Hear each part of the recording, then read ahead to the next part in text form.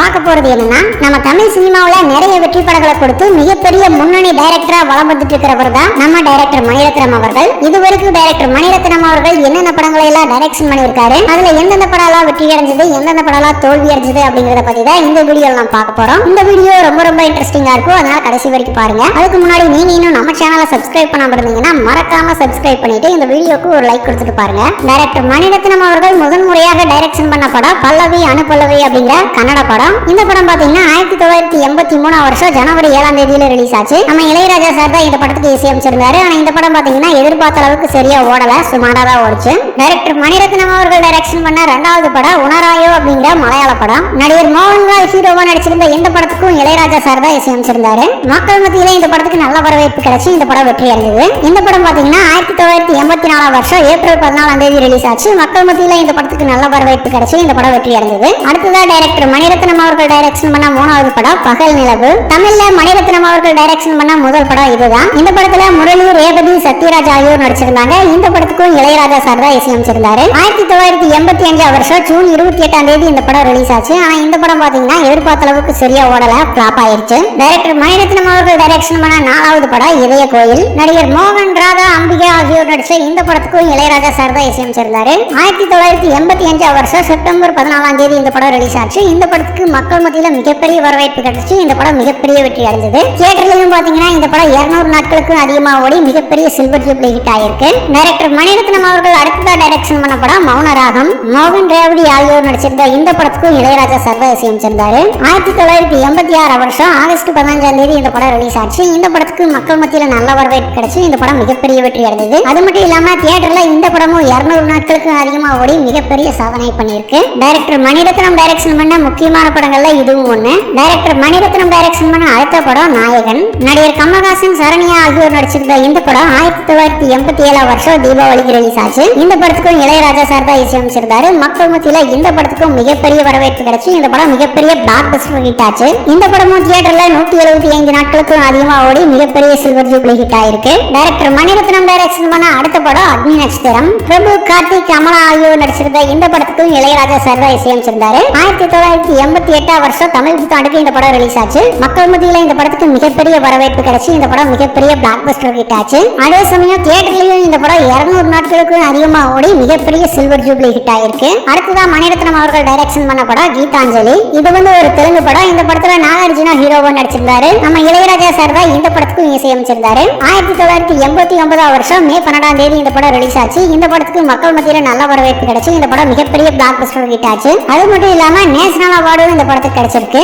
மணிரத்னம் அவர்கள் டைரக்ஷன் பண்ண அடுத்த படம் அஞ்சலி. ரகுவரன், ரேவதி ஆகியோர் நடிச்சிருந்த இந்த படத்துக்கும் இளையராஜா சார் தான் இசையமைச்சிருந்தாரு. 1990 வருஷம் ஜூலை 12ஆம் தேதி இந்த படம் ரிலீஸ் ஆச்சு. இந்த படத்துக்கு மக்கள் மத்தியில நல்ல வரவேற்பு கிடைச்சு இந்த படம் மிகப்பெரிய சூப்பர் ஹிட் ஆச்சு. அது மட்டும் இல்லாம இந்த படத்துக்கு 3 நேஷனல் அவார்ட்ஸ் கிடைச்சிருக்கு. டைரக்டர் மணிரத்னம் அவர்கள் டைரக்ஷன் பண்ண அடுத்த படம் தளபதி. ரஜினிகாந்த், மம்முட்டி ஆகியோர் சேர்ந்து நடிச்சிருந்த இந்த படத்துக்கும் இளையராஜா சார் தான் இசையமைச்சிருந்தாரு. 1991 வருஷம் தீபாவளிக்கு இந்த படம் ரிலீஸ் ஆச்சு. இந்த படத்துக்கு மக்கள் மத்தியில மிகப்பெரிய வரவேற்பு கிடைச்சு இந்த படம் மிகப்பெரிய பிளாக் பஸ்டர் ஹிட் ஆச்சு. அது மட்டும் இல்லாம தியேட்டர்லயும் இந்த படம் 175 நாட்கள் ஓடி இருக்கு. அப்புறம் நிறைய அவார்ட்ஸும் இந்த படத்துக்கு கிடைச்சிருக்கு. டைரக்டர் மணிரத்னம் அவர்கள் டைரக்ஷன் பண்ண அடுத்த படம் ரோஜா. நடிகர் அரவிந்த் சாமி, மதுபாலா ஆகியோர் நடிச்சிருந்த இந்த படத்துக்கு நம்ம ஏஆர் ரகுமான் தான் இசையமைச்சிருந்தாரு. முதல்ல ஏஆர் ரகுமான் இசையமைச்சது இந்த படத்துக்கு தான். 1992 வருஷம் ஆகஸ்ட் 15ஆம் தேதி இந்த படம் ரிலீஸ் ஆச்சு. இந்த படத்துக்கு மக்கள் மத்தியில மிகப்பெரிய வரவேற்பு கிடைச்சு இந்த படம் மிகப்பெரிய பிளாக் பஸ்டர் ஹிட் ஆச்சு. இந்த படத்துல பாடல்கள் எல்லாமே வேற லெவல்ல ஹிட் ஆச்சு. அதனால நேஷனல் அவார்ட், ஸ்டேட் அவார்ட் அப்படின்னு நிறைய அவார்ட்ஸ்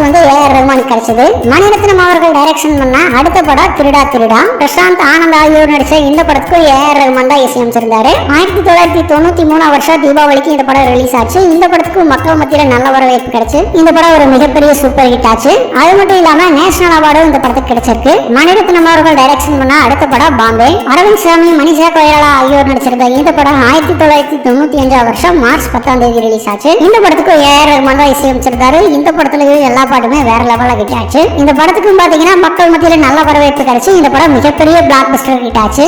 டைரக்டர் மணிரத்னம் அவர்கள் டைரக்ஷன் பண்ண அடுத்த படம் இருவர். மோகன்லால், பிரகாஷ்ராஜ், ஐஸ்வர்யா ராய் ஆகியோர் நடிச்சிருந்த இந்த படம் 1997 வருஷம் பொங்கலுக்கு ரிலீஸ் ஆச்சு. இந்த படத்துக்கும் ஏஆர் ரகுமான் தான் இசையமைச்சிருந்தாரு. ஆனா இந்த படம் பாத்தீங்கன்னா எதிர்பார்த்த அளவுக்கு சரியா ஓடல, ஃபிளாப் ஆயிருச்சு. அடுத்ததா டைரக்டர் மணிரத்னம் அவர்கள் டைரக்ஷன் பண்ண படம் தில் சே அப்படிங்கிற ஹிந்தி படம். ஷாருக் கான், மனிஷா கொய்ராலா ஆகியோர் நடிச்சிருந்த இந்த படம் 1998 வருஷம் ஆகஸ்ட் 21 ரிலீஸ் ஆச்சு. இந்த படத்துக்கும் ஏஆர் ரஹ்மான் தான் இசையமைச்சிருந்தாரு. ஆனா இந்த படம் பாத்தீங்கன்னா எதிர்பார்த்த அளவுக்கு சரியா ஓடல, ஃபிளாப் ஆயிடுச்சு. டைரக்டர் மணிரத்னம் அவர்கள் அடுத்ததா டைரக்ஷன் பண்ண படம் அலைபாயுதே. மாதவன், ஷாலினி ஆகியோர் நடிச்சிருந்த இந்த படத்துக்கும் ஏஆர் ரஹ்மான் தான் இசையமைச்சிருந்தாரு. 2000வது வருஷம் தமிழ் புத்தாண்டனைக்கு இந்த படம் ரிலீஸ் ஆச்சு. இந்த படத்துக்கு மக்கள் மத்தியில நல்ல வரவேற்பு கிடைச்சு இந்த படம் மிகப்பெரிய பிளாக் பஸ்டர் ஹிட் ஆச்சு. அது மட்டும் இல்லாம இந்த படத்துல வர எல்லா பாட்டுமே அந்த டைம்ல வேற லெவல்ல ஹிட் ஆச்சு. அடுத்ததா மணிரத்னம் அவர்கள் டைரக்ஷன் பண்ண படம் கன்னத்தில் முத்தமிட்டாய். மாதவன், சிம்ரன் ஆகியோர் நடிச்சிருந்த இந்த படம் 2002 வருஷம் பிப்ரவரி 14 ரிலீஸ் ஆச்சு. நம்ம ஏஆர் ரஹ்மான் தான் இந்த படத்துக்கும் இசையமைச்சிருந்தாரு. இந்த படத்துக்கும் மக்கள் மத்தியில நல்ல வரவேற்பு கிடைச்சு இந்த படமும் சூப்பர் ஹிட் ஆச்சு. அது மட்டும் இல்லாம நேஷனல் அவார்ட்ஸ், ஸ்டேட் அவார்ட்ஸ் அப்படின்னு நிறைய அவார்ட்ஸும் இந்த படத்துக்கு கிடைச்சிருக்கு. அடுத்ததா மணிரத்னம் அவர்கள் டைரக்ஷன் பண்ண படம் ஆயுத எழுத்து.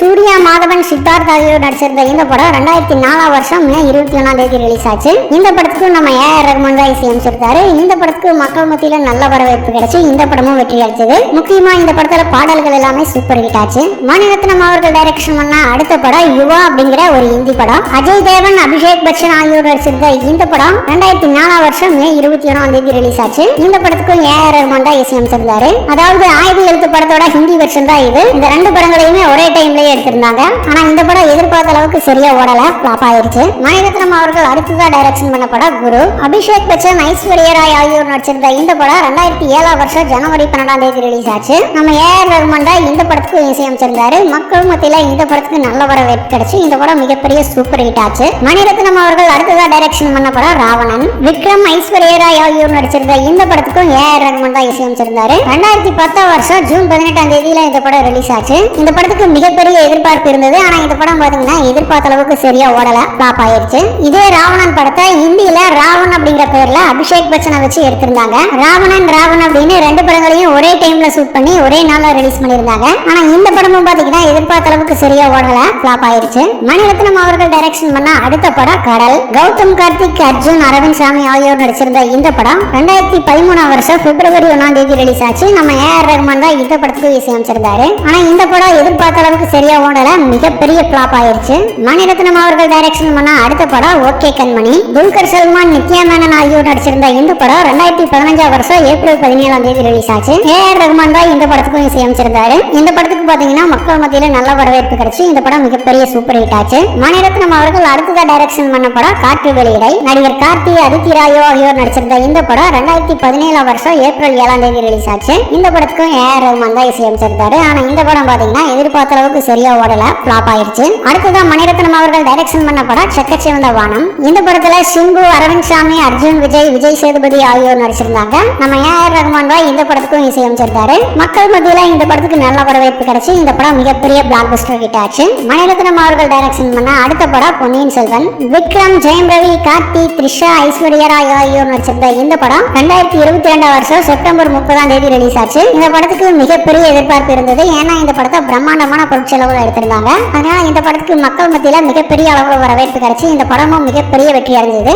பாக்ஸ் ஆபீஸ்ல 500 கோடிக்கும் அதிகமா வசூல் பண்ணி இந்த படம் மிகப்பெரிய சாதனை பண்ணியிருக்கு. அடுத்ததான் மணிரத்னம் அவர்கள் டைரக்ஷன் பண்ண படம் பொன்னியின் செல்வன் பார்ட் 2. இந்த படத்திலையும் விக்ரம், ஜெயம் ரவி, கார்த்தி, ஐஸ்வர்யா ராய், த்ரிஷா அப்படின்னு நிறைய பேர் நடிச்சிருந்தாங்க. மக்கள் மத்தியில இந்த படத்துக்கும் நல்ல வரவேற்பு கிடைச்சு இந்த படமும் மிகப்பெரிய வெற்றி அடைஞ்சது. இருந்தாலும் பார்ட் 1 அளவுக்கு இந்த படம் வெற்றி அடையல. அடுத்ததான் மணிரத்னம் அவர்கள் டைரக்ஷன் பண்ணிட்டு இருக்கிற படம் தக் லைஃப். கமல்ஹாசன், சிம்பு, த்ரிஷா, நாசர், அபிராமி அப்படின்னு நிறைய பேர் இந்த படத்தில் நடிச்சிட்டு இருக்காங்க. இந்த படத்துக்கும் ஏஆர் ரஹ்மான் தான் இசையமைக்கிறாரு. இந்த படத்துக்கும் பயங்கர எதிர்பார்ப்பு இருக்கு. இந்த வருஷம் இந்த படம் ரிலீஸ் ஆக போறதா சொல்லியிருக்காங்க. சோ இந்த லிஸ்ட்ல உங்களுக்கு பிடிச்ச மணிரத்னம் சாரோட படம் எதுங்கிறத கமெண்ட்ல சொல்லுங்க.